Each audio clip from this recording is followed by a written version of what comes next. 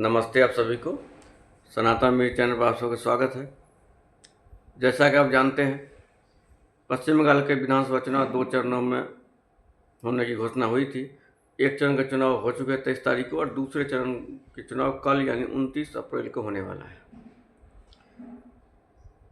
कल के चुनाव ये निर्णय करेगा कि पश्चिम बंगाल में ममता बनर्जी की सत्ता रहेगी या चली जाएगी।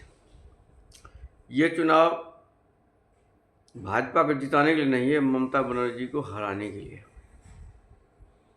हालांकि अंतिम परिणाम तो 4 मई को तय होंगे, पता चलेगा लोगों को, लेकिन कल का चुनाव बहुत ही निर्णायक है।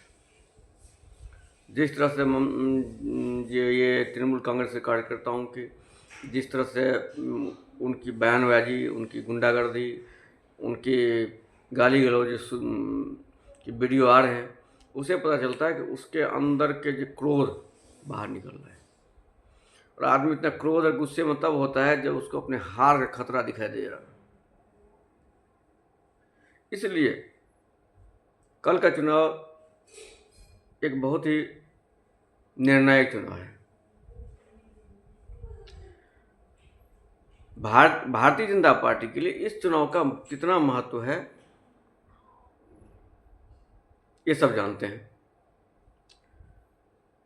महाराष्ट्र विधानसभा चुनाव जीतने के लिए भाजपा ने कब से सपने संजोए थे, क्योंकि जो भाजपा का जो राष्ट्रवाद है,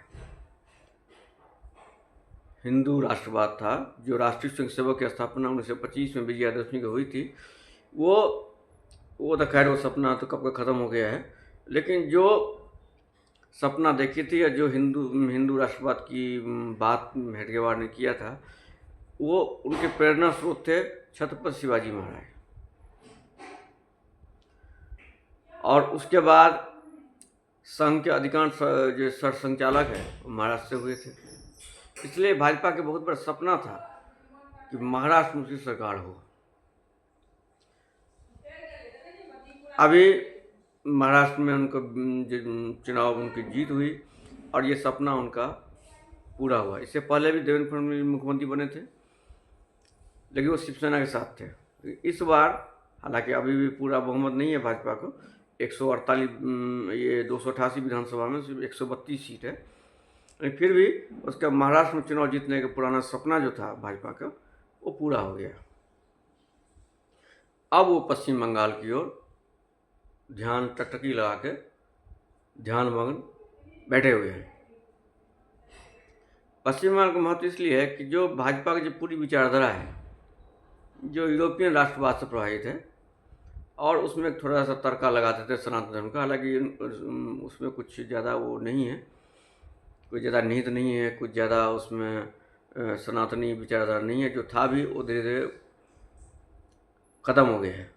तो भाजपा के जो पूरा राष्ट्रवाद है यूरोपियन राष्ट्रवाद से प्रभावित है, और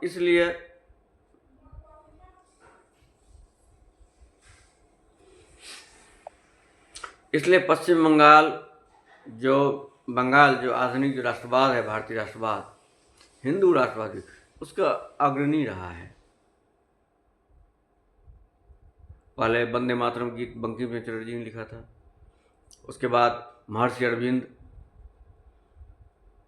हालांकि महर्षि अरविंद का नाम भी कभी वो भाजपा के नेताओं के मुंह से आप नहीं सुनते होंगे। स्वामी विवेकानंद के बहुत बड़े आइकॉन है भाजपा वालों के लिए, क्योंकि उन्होंने विदेशों में भी उनकी जो प्रभाव बना और उनका प्रचार विश्व पर हुआ, तो इसलिए भाजपा के लिए बहुत बड़े हिंदू प्रचारक और लीडर भाजपा के लिए हुए हैं। और भारतीय राष्ट्रवाद के बहुत बड़े पुरोधा स्वामी विवेकानंद थे ही, और भाजपा के लिए बहुत बड़े आदर्श हैं।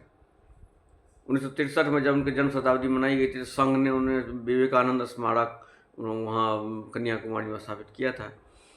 तो विवेकानंद उनके बहुत बड़े वो आदर्श हैं। फिर काफ़ी क्रांतिकारियों ने, बंगाली क्रांतिकारी तो सर्वाधिक रहे हैं, और खुदीराम बोस से लेके प्रीतिलता वाडेकर तक बंगाल की क्रांतिकारी रहे हैं।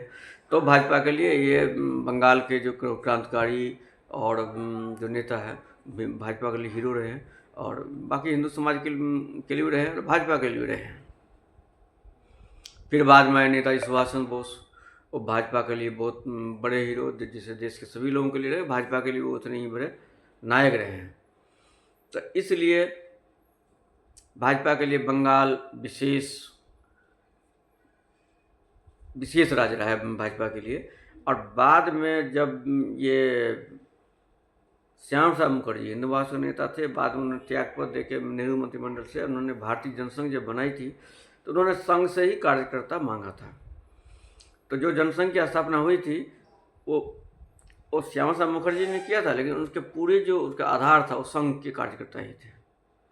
तो इसलिए भारतीय जनसंघ जो भारतीय जनता पार्टी के जो पूर्व पार्टी थी जिससे भारतीय जनता पार्टी बनी, तो वो भारतीय जनसंघ के संस्थापक थे श्यामा प्रसाद मुखर्जी। फिर 1950 के आसपास हिंदू महासभा के बड़े नेता थे निर्मल चंद्र चटर्जी, जो सोमनाथ चटर्जी के पिता थे। तो इस श्यामा प्रसाद मुखर्जी के कारण भाजपा में विशेष मोह रहा पश्चिम बंगाल में जीतने का। जनसंघ का जब पहला खाता खुला था 1952 में जब पहला चुनाव होता तो जनसंघ के 3 सांसद हुए थे, उसमें 2 सांसद बंगाल से हुए थे। इसके बावजूद भाजपा कभी पश्चिम बंगाल जीत नहीं पाए। पश्चिम बंगाल में सदैव से वामपंथियों का प्रभाव रहा है, वामपंथी भी ज़्यादा प्रभाव रहा है, इसलिए भाजपा से वो लोग दूरी बना कर रखे। बंगाली भद्र लोग हैं, वो उनको सेकुलरिज्म के बहुत बड़ा कीड़ा होता था, तो वो भाजपा से पूरी तरह दूरी बना रखे थे। लेकिन जब संकट अब नाक से ऊपर जाने लगा है तो अब वो भाजपा के मुड़ रहे हैं। तो भाजपा के लिए शुरू से बंगाल एक बहुत बड़ा, बंगाल जीतने का सपना बहुत बड़ा रहा है, और इसलिए भाजपा अभी मान कर चल रही है कि बंगाल अवश्य जीतेंगे। कई भाजपा नेता कहना है कि 2-3 राज्य हार जाए तो कोई बात नहीं, बंगाल जीत गए तो सब जीत गए। तो बंगाल जीतना उनका लिए सबसे बड़ी चुनौती है और सबसे बड़ा स्वप्न है। तो आगे देखते हैं, कल के वोटिंग के बाद ये निश्चय हो जाएगा कि भाजपा के स्वप्न कितना पूरा हो जाएगा। तब तक के लिए आप लोगों से आग्रह है, हमारे चैनल को लाइक करें, सब्सक्राइब करें और शेयर करें। नमस्ते।